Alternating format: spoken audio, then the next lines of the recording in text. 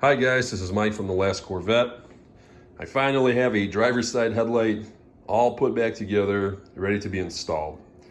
I'm going to touch on a few steps that I maybe added to this process, or maybe that I never read about, or watched videos that had the steps in them. Basically, first thing is first, when you buy a kit, you want to buy a kit that comes with obviously driver's side, passenger side, lens, and then this outer seal. I guarantee you when you remove your OEM headlight, when you remove the outer seal, and it's really just a seal in between your body panels and the headlight. Kind of fills in the gap and keeps some of the dust and crap from going inside. It gives you a cleaner look. But I guarantee you, you have to remove it to remove your outer lens. And when you do that, this will fall apart and crumble, and then you'll be waiting a few extra days or whatever to get new ones. So just spend the 120 or 124, whatever I bought, or whatever I paid for this kit, and make sure it comes with the outer seals. I'm gonna go in the basement really quick and show you guys the products that I use. Really simple, nothing crazy. So what you'll need is, and I got this all sitting here, so it's at room temperature. It's freezing right now. It's snowing. You're supposed to get 3-4 inches, whatever it is in Michigan. So electrical tape. You don't really need masking tape. Electrical tape is a must. And then this is a Lowe's/Home Depot product. I've used this on many headlights, fog lights, bezels, gauge clusters. This is a Loctite PL Proline Fast Grab Premium. It's in a gray color. They do make a few other colors, but in this case, even though OEM stuff was like a dark gray, this is a more of a light grayish color. Really quick, this is the kit that I bought for the caliper paint. It's a brush on kit, obviously red on a black car, but I'm going to hold off and wait till spring comes because time is money, and I don't want to redo the paint job. I don't want to pay twice for the kit, because if I paint it now, even with the heated garage, it needs time to cure, and if it doesn't cure right, well, it's going to peel, crack, and it's going to look like a total waste of time, basically. All right, getting back to the headlight. I have, and I will put a link in the description below. So I have an Instagram account, Last Corvette. I've been taking pictures here and there of the car, specifically this headlight, through different stages. So I did a video about a week ago that shows you guys this headlight in 3 pieces. You have your back housing, you got your inner bezel, which is the black inner piece with the chrome rings, and then you got your clear lens itself. So I showed everyone what a lot of videos and really a lot of instructions miss, and is that you do have 4 screws on top. They're Torx screws. They have to be removed once you actually separate the lens from the main housing, and then you can actually remove the clear lens. But before you start prying, you got 3 other screws on the bottom. Those actually go through the main back housing into the inner bezel. So if you don't remove the 3 screws, well, guess what? You're going to start prying on it, and you're going to crack, damage the inner bezel, and you're going to create just bunch of extra headache. Trust me, there's plenty of headache when it comes to redoing original headlight lenses.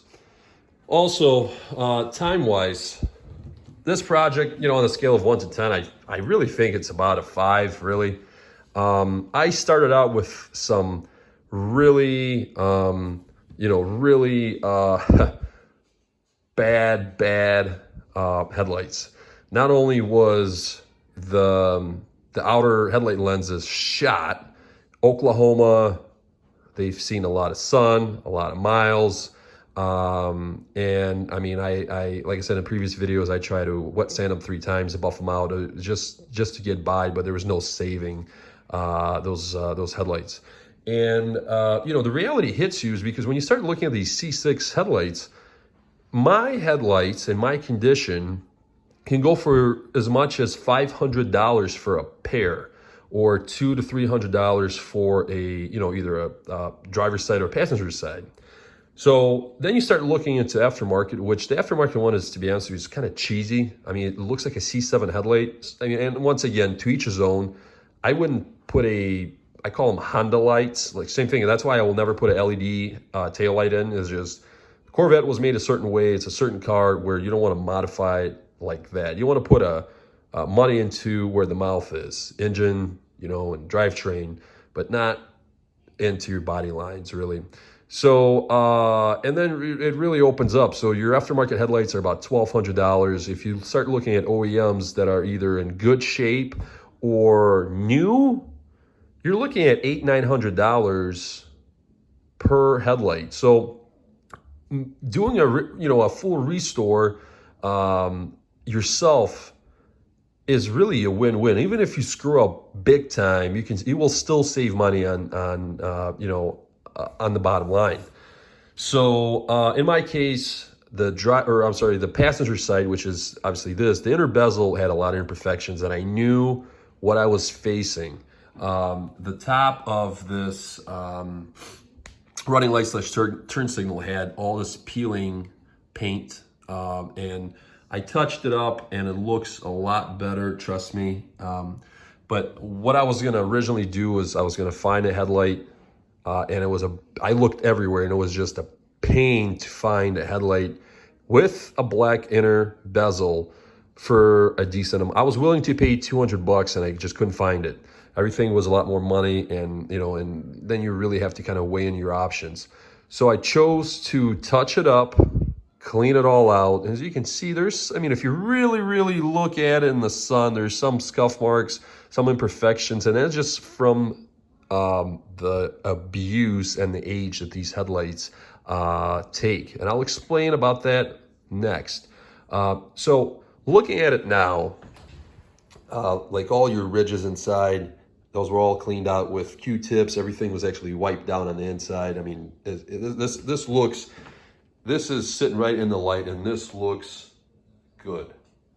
Trust me, really good.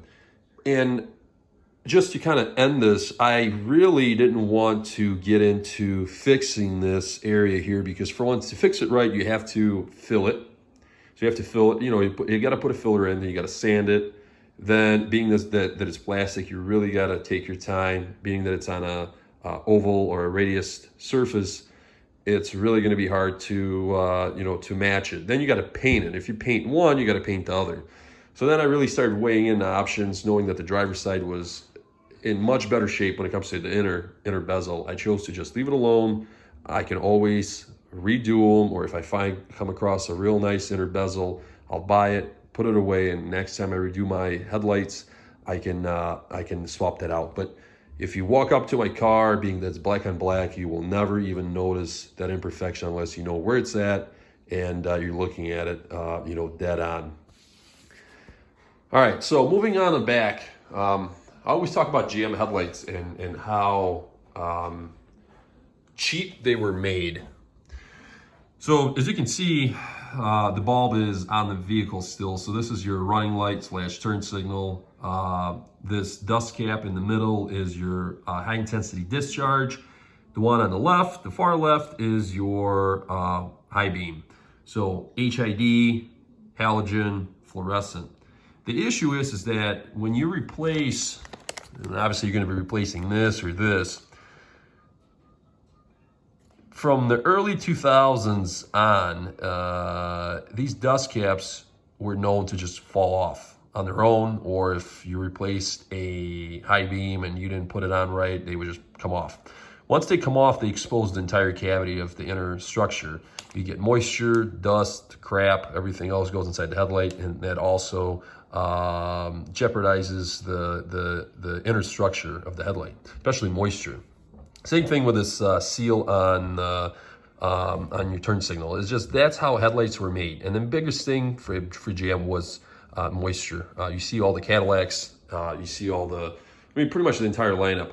And then what they did later on is they got away from the rubber boots and they started putting like hinged plastic clip-in dust covers that latch in, but same thing. You know, you can only remove them X amount of times and then the latch breaks and, you know, that's it. So like I said, I'm not going to beat this this install too much because a lot of it is already on the internet. I kind of touched on the points of obviously where the screws are in my last video and in this one. Very important when you're taking this apart. Just take your time on a scale of 1 to 10. For somebody that's hands-on, this is a definitely, I would say a 6, just because you got to take your time. But if you know, if you've never done it, and your headlights are in the shape that my headlights were in, just take your time, do it. Watch my videos, watch everybody else's videos, or read. Take your time, step by step. The worst thing you're gonna do is you're just gonna have to buy either another used headlight or new headlights, because what are you gonna do? I mean, you have a beautiful car and your headlights are just, you know, junk. So I showed you guys the Loctite. The other thing that I always do, so this is a first C6 headlight that I've ever done. We used to do a lot of conversions on C5s and older, you know, older models and just different other makes and models, gauges, clusters, whatever. So the Loctite product is real nice. It's not like super glue. So what you do is like I said, you have to clean the channel. You have to remove all the old epoxy or the glue out. And that the reason is because you want to make sure that the new lens is seated properly and it's nice and even all the way around. Otherwise you'll have a high spot, low spot, and it's going to look off when you install it in the car because it's not going to match the body lines. So you really have to take your time. And heat gun works, and you're going to find out that, like I said, on Instagram, I took a few pictures that shows actually the progression of how I did it. But you heat sections of normally like 2 to 3 inches. You take a flat, thin screwdriver, flathead screwdriver, and you work like this. You work both of the edges, and then you go underneath, and then you basically peel it off, and it'll break off right where, you know, transitions from soft to hard, and then you just keep going. So it takes time. Something like this, if you start on early Saturday, you'll be putting these headlights back in Sunday afternoon. And the reason I say that is once you clean everything, get everything ready, you're gonna reassemble your inner bezel to, which is 4 screws. So you're gonna screw your inner bezel back to your headlight lens. You're gonna test fit. And when it comes to test fitting, these lenses come covered in plastic. And basically, they're covered from the inside and outside. The inside you're gonna have to remove because once it's sealed, it's sealed. The outside you can peel back all the way around the edge and leave it in place. Wear gloves, get some latex gloves. Don't leave fingerprints on the inside, because once you leave them on the inside, they're there forever. The outside is not as important because you can wash it off, clean it off. So do a test fit first to make sure everything is nice and even, everything lines up. Then you're going to take it off, and now, like I said, now it's going to be the headlight lens and the inner bezel connected. You're going to lay a nice full bead all the way to the top of the Loctite. There's a few other products. I know that some guys use the double-sided tape. It's kind of like 3M, but it's a rubberized. I just always had good luck with that Loctite product. It works really well. So you're gonna fill the groove. You're gonna position your headlight lens into the groove. You're gonna align everything, and then that's where your plastic comes into place. You're gonna take your electrical tape and you're gonna start taping this headlight going around the headlight itself. Then you're gonna go long ways, and then you're really gonna focus on these corners here and here. And the reason is because that's where most, I'll show you guys here. This is where most of the epoxy will go, and you can't really overdo it, because for one, you want to fill in this gap, and you really want to you can see this little plastic here. You know, you really want to fill in the gap so you don't get any water intrusion in there. And like I said, this area is very, very heavy on and was from GM on your seal, just because it's so this is the outer lip of the lens. So this entire piece is basically filled right in. It's pretty deep. So when you remove your old lens, you'll find out that most of the fat will be in your bottom corner, your top corner, and then along the bottom. The top and the sides really don't have that much epoxy in them. And the next thing you're going to do, and I always do it, so this cures I would leave it for 24 hours. Okay. Then what are you going to do? You're going to come back and just put some silicone, you use clear RTV silicone and put it all the way around the gap, all the way around the headlight. That's just your insurance, and I've always done it. So if you have one little tiny hole somewhere, you're gonna go over and seal it and be done with it. And like I said, if you guys want to see the picture of how this headlight looked when I applied the electrical tape, some guys use clamps. Some guys use actual electrical tape plus sandbags. You know, they'll put a towel or protection over it and apply. That's fine. When you use clamps on something that's not square, you do run a risk of either distortion or running a crack, hairline crack. So I've always used electrical tape and taping up in specific pressure points to get all the, basically to get an even pressure all the way across the headlight. That's about it. I've really touched on all I think all the bases really, and some stuff I learned, some stuff wasn't out there. But if you guys have any questions, you can either hit me up on Instagram at Last Corvette, or you can leave a comment here. If somebody wants their headlights done, I can definitely do them. I can either buy the kit for you guys. I can, or you can send me your headlights with the kit. It really doesn't matter. And then, you know, if you guys really want, I can definitely get these professionally painted. If you want to, you know, if you're trying to change a color, if you want to go from a red to a black, yellow to a black, or, you know, black to red, whatever the case might be. I do have a couple of body shops that will actually do this, and they'll do it right.